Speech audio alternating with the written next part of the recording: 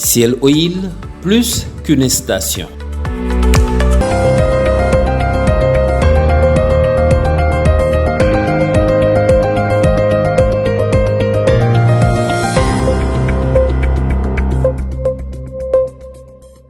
Heureux de vous retrouver, mesdames et messieurs, merci de nous rester fidèles. Vous êtes bien sûr Sunu Kaddu TV, la presse du jour. 80e Assemblée générale de l'Organisation des Nations Unies. Les quotidiens du jour sont largement revenus sur le plaidoyer du président de la République, Bassirou Diomaye Diakhar Faye. L'éveil nous dit que le président a plaidé pour un monde plus juste et critique d'en ajouter que Diomaye Faye opte pour une solution politique durable. Selon le chef de l'État, la souffrance des civils doit cesser et Israël doit arrêter ses bombardements. Le quotidien nous parle d'un Diomaye sans diplomatie. Nous assistons à une tragédie aux allures de nettoyage ethnique. Il est temps de prendre des mesures concrètes. Le Sénégal réaffirme son engagement constant pour une solution à deux États. Dixit le président de la République à New York.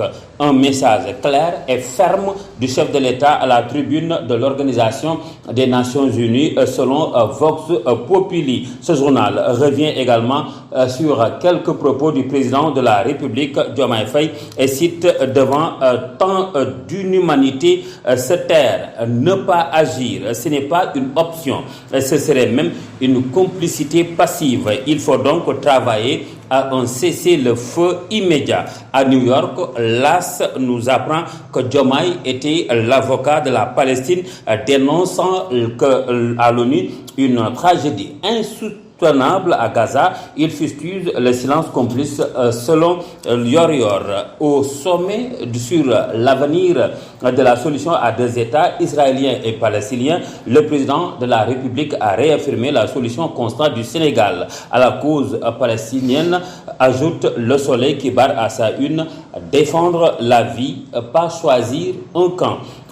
New York, toujours, nous y restons pour parler de l'ancien président de la République, Macky Sall, qui était en star, nous dit Point Actu, publication le 24 septembre d'un livre, prise de parole au sommet public-privé et face à un média marocain le 28 septembre à New York. Macky Sall retrouve la chaleur militante de ses proches au sommet 3P. L'ancien chef de l'État rencontre des sommités du monde des affaires. Le point d'en ajouter que Macky Sall souligne les défis africains. Est-il intouchable, lui, Macky Sall? Une question que se pose Direct News.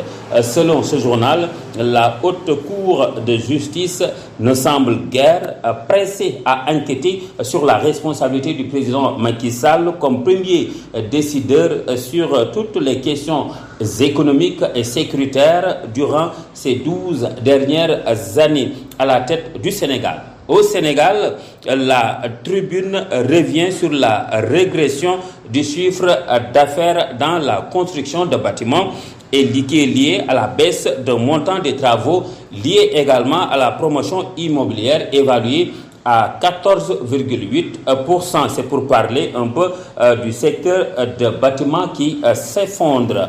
À cela s'ajoute la désindustrialisation, la contrebande et la perte de souveraineté économique, nous dit Walf Quotidien, qui nous parle des méfaits des taxes sur les tabacs et l'alcool. L'État perd tous les fronts. Une déclaration de Lansana Gagny Sakho, président du conseil d'administration de l'APIX, à lire dans la page 4 de ce quotidien. Le quotidien ajoute que même les dépenses publiques ont augmenté de 131 milliards de francs CFA.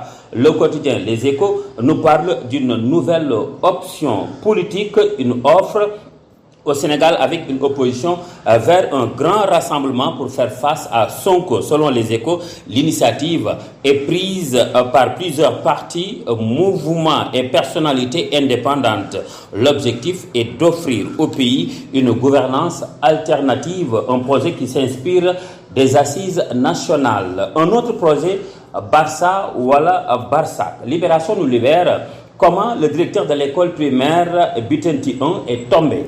Recruteur et passeur Ousmane Seydi, puisque c'est de lui qu'il s'agit, a été surpris nuitamment au niveau du quai de Missira en train de charger 6 candidats dans une pirogue. La marine sénégalaise porte secours au large de Dakar à une pirogue en provenance d'un pays voisin et transportant 259 candidats. Source A donne plus d'explications et barre à sa une un directeur d'école, passeur présumé. Ousmane Seydi est cité par les candidats à l'immigration comme étant celui qui devait les recevoir à Missira et les aider à continuer leur voyage. Sport pour terminer, Ousmane Dembélé est élu Ballon d'Or 2025, nous dit Rewmi Sport, qui parle de la consécration d'un talent en dents de scie. Lamine Yamal se console avec le trophée Copa et Enrique, le coach du Paris Saint-Germain, est désigné meilleur entraîneur. Tribune Sport en a ajouté que le Paris Saint-Germain rafle tout au Ballon d'Or et Dembélé la consécration. Mesdames et messieurs, c'était tout pour aujourd'hui.